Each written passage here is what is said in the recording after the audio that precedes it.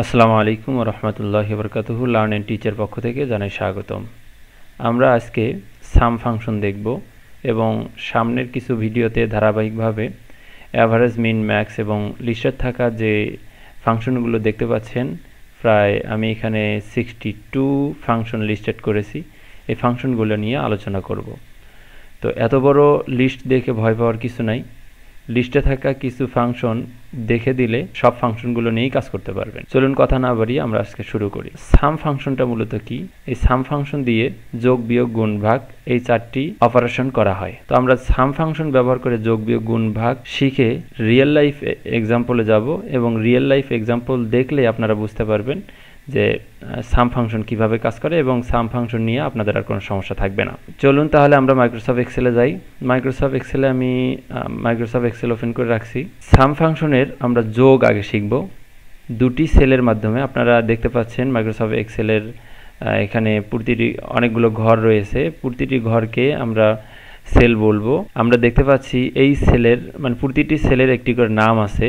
এই সেলের উপর যদি আমি মাউস পয়েন্টার নিয়ে যাই, দেখেন উপরে দেখতে পাচ্ছেন C5, এখানে ক্লিক দিলে H7, এখানে ক্লিক দিলে J11।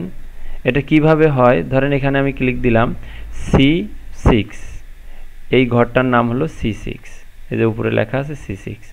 তো আমরা কিছু লিখি 5, 6, পরের ঘরে আমরা যোগ করব। তাহলে সাম ফাংশন ব্যবহার করে আমরা যোগ করব। SUM সাম ফাংশন ব্যবহার করে ফার্স্ট ব্র্যাকেট শুরু করলাম এবং এই ঘরের উপরে যেই দুটি ঘরের মধ্যে আমরা যোগ করব সেই ঘর আগে ক্লিক দিব, যোগ দিব এবং পরের ঘর দিয়ে আমরা ব্র্যাকেট ক্লোজ করে দিব। এটি দুইভাবে করা যায়। এটি আমরা একভাবে দেখাইলাম যে এটি যোগ করে কিভাবে এই পাশে যোগ হইল। তারপরে আরেকভাবে করা যায়, এটা হলো SUM সাম লিখলাম। আমাদের একাধিক সেল যদি থাকে তাহলে আমাদের মাউস পয়েন্টার এইভাবে ড্র্যাগ অ্যান্ড ড্রপ করে আমরা সিলেক্ট করে দিয়ে ব্র্যাকেট ক্লোজ করে দিয়ে এন্টার দিলাম। এটি হলো যোগের কাজ। তো দুটি ঘরের মধ্যে আমরা বিয়োগ কিভাবে করব? তো আগে যোগটাই শেষ করি। ধরেন এইদিকে আরও যদি অনেক সংখ্যা থাকে তাহলে আমরা কিভাবে করব দেখি। প্রতিটা ঘরে কি আমরা এরকম সূত্র লিখব নাকি অটোমেটিক করা যাবে? তো উত্তর হচ্ছে আমরা অটোমেটিক করতে পারবো। ধরেন এই পাশে আমরা যোগের সূত্রটি লিখেছি। এই কর্নারে যদি আমরা মাউস পয়েন্টারটি নিয়ে যাই, দেখুন আমার মাউস পয়েন্টারটি ছোট হয়ে যাচ্ছে। এইভাবে যদি মাউস পয়েন্টার ধরে ড্র্যাগ অ্যান্ড ড্রপ করে নিচের দিকে নিয়ে যাই তাহলে এই প্রতি দুই ঘরের যোগফলটি এই পাশে বসে গেছে।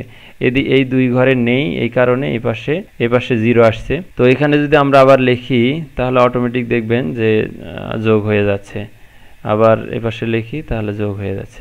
এটি হলো যোগের কাজ। আমরা রিয়েল লাইফ যখন এক্সাম্পলে যাব তখন আরও ভালোভাবে বুঝতে পারবেন। আমরা এখন বিয়োগের কাজটা দেখব, কিভাবে বিয়োগ সামের মাধ্যমে বিয়োগ করা যায়। ধরেন দুটি সংখ্যার মধ্যে বা দুটি সেলের মধ্যে আমরা বিয়োগ করব। তাহলে কিভাবে করব? এটি সমান সমান দিলাম, SUM সাম দিলাম, তারপরে প্রথম ঘর এবং মাইনাস পরের ঘর দিয়ে আমরা ব্র্যাকেট ক্লোজ করে দিয়ে এন্টার দিলাম। তাহলে দেখুন অটোমেটিক এখানে মাইনাস হয়ে গেছে। যেহেতু পরের সংখ্যাটি বড় এই কারণে -1 আসছে। যদি এই সংখ্যাটি আমরা বড় করে দিই তাহলে দেখবেন ঠিক হয়ে গেছে। তাহলে একইভাবে আমরা যদি মাউস পয়েন্টারটি ধরে নিচের দিকে নিয়ে যাই তাহলে আমাদের নিচের দিকের যোগ বিয়োগগুলো হয়ে যাবে। দুটি সেলের মধ্যে বিয়োগ অপারেশনটিও আমরা করতে পারবো।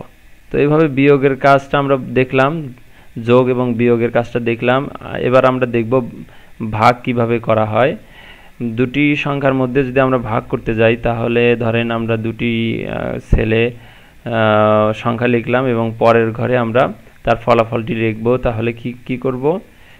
সাম দিব, তারপর প্রথম সংখ্যা ভাগ দ্বিতীয় সংখ্যা দিয়ে আমরা ব্র্যাকেট ক্লোজ করে দিয়ে এন্টার দিলাম। তাহলে এই দুটি সংখ্যার মধ্যে ভাগ হয়ে গেল।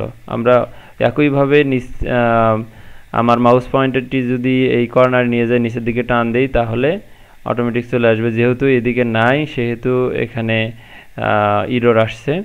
আমরা যদি এভাবে দেই, দেখুন এখানে হয়ে গেছে। তাহলে যদি আমরা 5 অথবা 6 দিয়ে ভাগ দেই, তাহলে দেখুন 8 দিয়ে ভাগ দেই বা 100কে যদি আমরা 5 ভাগ করি, তাহলে দেখুন কিভাবে হচ্ছে। তো এইভাবে ভাগের কাজটিও এভাবেই করা হয়। এবার আমরা দেখব গুণ কিভাবে হয়। দেখুন আমরা দুটি সংখ্যার মধ্যে আমরা গুণ করতে চাচ্ছি, তাহলে প্রথম সংখ্যা আমরা লিখলাম, দ্বিতীয় সংখ্যা লিখলাম এবং পরের ঘরে আমরা গুণটি করব। SUM সাম লিখলাম এবং প্রথম সংখ্যা গুণ দিলাম, স্টার চিহ্ন দিয়ে গুণ দেওয়া হয়, দিয়ে পরের সংখ্যাটি পরের ঘরটি সিলেক্ট করলাম এবং ব্র্যাকেট ক্লোজ করে দিয়ে এন্টার দিলাম। দেখুন গুণ হয়ে গেল।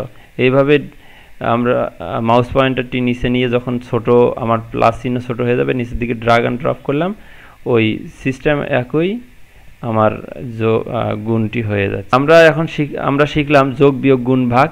এই যোগ বিয়োগ গুণ ভাগকে কাজে লাগিয়ে আমরা রিয়েল লাইফ একটি সমস্যা সমাধান করব। তো ভিডিওটি বড় হয়ে যাচ্ছে, তারপরেও যদি এক ভিডিওতেই আমরা রিয়েল লাইফ এক্সাম্পল দিতে পারি তাহলে আপনাদের জন্য কাজে লাগবে। তাহলে চলুন আমরা শুরু করি। সেটা হলো একটি বিজনেসের জন্য ইনভয়েস খুবই গুরুত্বপূর্ণ একটি বিষয়। দেখুন এখানে একটি ইনভয়েস ক্রিয়েট করা আছে। এখানে প্রোডাক্ট ডিসক্রিপশন লিখবেন, কোয়ান্টিটি, তারপরে ইউনিট প্রাইস, টোটাল। এই টোটাল কিভাবে হয় এগুলো আমরা একটু দেখি। ধরেন এখানে একটা আমরা প্রোডাক্ট দিলাম, প্রোডাক্ট 1, প্রোডাক্ট 2, এভাবে যদি আমরা দেই, ধরেন এখানে প্রোডাক্ট দিলাম, প্রোডাক্ট 1 2 3 4 5 এভাবে দিলাম। এখানে কোয়ান্টিটি ধরেন 5টি নিলাম, 4টি নিলাম, 7টি নিলাম, 9টি নিলাম। এখানে যদি আমরা ইউনিট প্রাইস দেই, যে হলো প্রোডাক্ট 1 100 টাকা, প্রোডাক্ট 2 200 টাকা, দেখুন এখানে কিন্তু অটোমেটিক যোগ হচ্ছে, এখানে সাব টোটাল আসতেছে। যদি ডিসকাউন্ট থাকে, আমরা যে সব মিলে ডিসকাউন্ট আমরা 100 টাকা করে দিলাম, সেটা কিন্তু বিয়োগ হয়ে যাচ্ছে। যদি ট্যাক্স রেট আসলে কত সেটা যদি আমরা দেই, তাহলে সেটাও এখানে আসতেছে, ব্যালেন্স ডিউ কত, এবং এখানে যদি আমরা শিপিংটা দিয়ে দিই, শিপিংটা সহ এখানে কিন্তু যোগ হয়ে যাচ্ছে। তো এই রিয়েল লাইফ এক্সাম্পলটি আমরা কিভাবে দিব সেটা একটু দেখি। প্রোডাক্ট 1 প্রোডাক্ট 2 এটা কেটে দেওয়ার কোনো কিছু নাই, আমি প্রোডাক্ট 7 পর্যন্ত রেখে দিলাম। তাহলে ধরেন আমি এখানে 5টি প্রোডাক্ট দিলাম, 6টি দিলাম, 7 দিলাম, 8 দিলাম, ইউনিট প্রাইসটা ইচ্ছা মতো দিলাম 50 টাকা। এই পাশে এখন যোগের কাজগুলো এগুলো আমি কেটে দিচ্ছি, যেহেতু আমি দেখাচ্ছি। তাহলে এখানে কি হবে বোঝেন ব্যাপারটা। প্রতিটা প্রোডাক্টের দাম হলো 100 টাকা, তাহলে এটা 5, তাহলে গুণের কাজটা এখানে করতে হচ্ছে।